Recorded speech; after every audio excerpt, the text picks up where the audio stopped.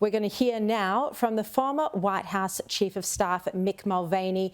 Mick, does Trump have a criminal case to answer here or not? Not really. I mean, technically, the answer is obviously yes. There's 34 felony charges against him, but they seem, even from the most even liberal commentators' perspective, to be very, very weak charges. These are charges that would ordinarily be misdemeanors. It's sort of a misdemeanor plus a misdemeanor might make a very low-level felony. So that while there are certainly criminal charges, I don't think anybody's seriously concerned about Donald Trump going to jail after these indictments were released today. What did you make of Trump's speech in response to these historic charges today? Yeah, I thought the speech was very flat. I was expecting something high energy. I was on AM Agenda earlier today on Sky News and talked about how jubilant I thought the airplane ride home might be from New York City to Mar-a-Lago. That the charges were so weak that you could not help, if you were a Trump supporter, to be enthusiastic about how the day had gone so far. And I thought the speech tonight would be high energy, would reflect sort of that optimism that came from a better than expected indictment today. And the speech was very flat. It could only be described as low energy. The president read almost entirely from the script. He was on the teleprompter the entire night. The president almost never does that. Former president almost never does that. And it was clear that he was tired. He was beaten by the day, perhaps. His family was not all present. His two sons were there. One of his daughters were there, but Ivanka was not.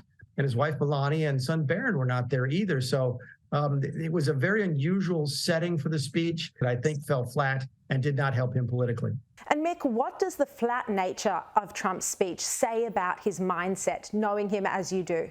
Yeah, that's a really good question, Sherry. And I got to think it has to do with perhaps he was just worn out by the day. Perhaps really, despite all of his bluster and all of his, putting forth a good face, he was really concerned about this today and was really disturbed by the fact that he was being arrested, that he, Donald Trump, former president of the United States, was being fingerprinted. Of course, he did take a mugshot.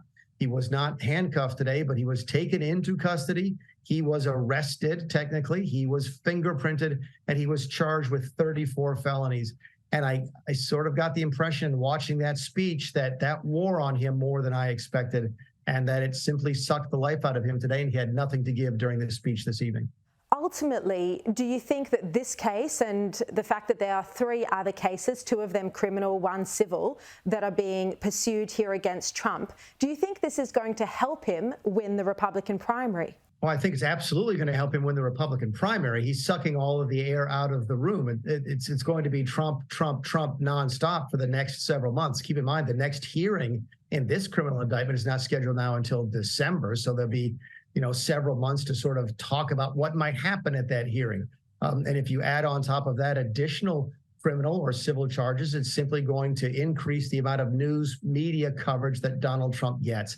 And I think that helps lock up the Republican primary nomination. I don't think necessarily it helps him win the general election. People can still look at him and say, I like the policies, but boy, I really don't like the baggage. And I really don't like the idea of voting for a guy who might have been criminally charged or even possibly convicted between now and November of 2024. So I think it moves the needle a little bit in his favor on the Republican primary. I doubt very seriously that it moves the needle very much when it comes to running against a Democrat in 2024.